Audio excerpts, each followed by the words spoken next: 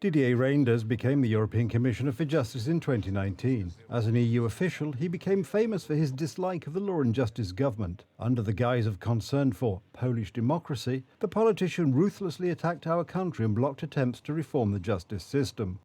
Commissioner Didier Reynders: pressure on Poland will grow. A recent statement by the EU Justice Commissioner leaves no illusions. The European Commission will press the Court of Justice of the European Union to impose financial penalties on Poland. Didier Reynders also stresses that Poland's national reconstruction plan cannot be accepted by the European Union, foreign media report. The Belgian politician has been doing his best for years to block the European Union funds owed to Poland. This was the case, for example, in 2021, when he tried to stop a constitutional court ruling on the superiority of Polish law over European law.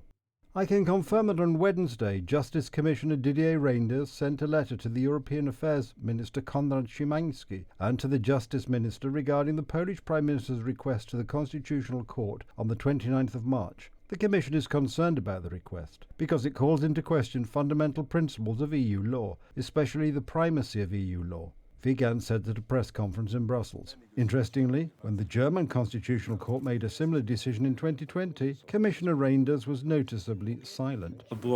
This was a complete negation of the principles that underlie the European Union, namely the equality of member states. He was also a staunch opponent of the fight against Russian influence. The establishment of a state commission to investigate them in Poland, headed by Professor Sławomir Cęckiewicz, was presented to the public as a threat to democracy. This is the decision that the Commission has taken with great concern, because this law creates a special investigative commission that will look into whether Poland's internal security was violated between 2007 and 2002. Symbolically, when the Polish state detained the important Russian spy Pavel Rubtsov, Commissioner Reynders sounded the alarm and talked about the lack of the rule of law. There is such a concept in Russian doctrine as the useful idiot, that is, the use of people who, under the pretext of mostly noble ideas, serve Russia by harming their own state.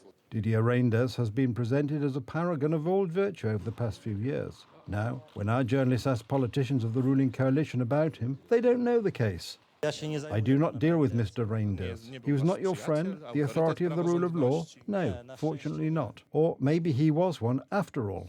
As it happens, we are meeting the Commissioner for the second time this week. Donald Tusk's entourage treated the European Commissioner like a demigod. A photo with him was almost a duty.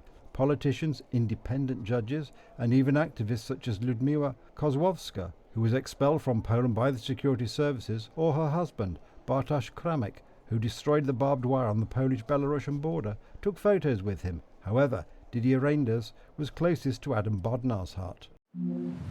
Excellent discussion with Adam Bodnar on the state of play regarding the Polish action plan on restoring the rule of law. I was pleased to hear that there is a continued strong determination of the government to restore the rule of law and safeguard judicial independence. While this work is still continuing and some reforms take time, I am convinced that remaining obstacles can be overcome in the future. I particularly assisted Tusk's team, which notoriously breaks the law and which even boasts about it in restoring the rule of law. The decision that Poland is no longer under special monitoring was a good decision. Europe's elites have a lot on their conscience. 2 years ago, public opinion was shaken by the so-called Qatargate. It turned out that influential Eurocrats, headed by European Parliament Vice President Eva Kaili, were taking money from Qatar in exchange for pushing favourable solutions. In turn, in 2021, French journalists described influence peddling allegedly perpetrated by the Court of Justice of the European Union judges and the European People's Party politicians. One has to admit that Donald Tusk's government is introducing the rule of law to Poland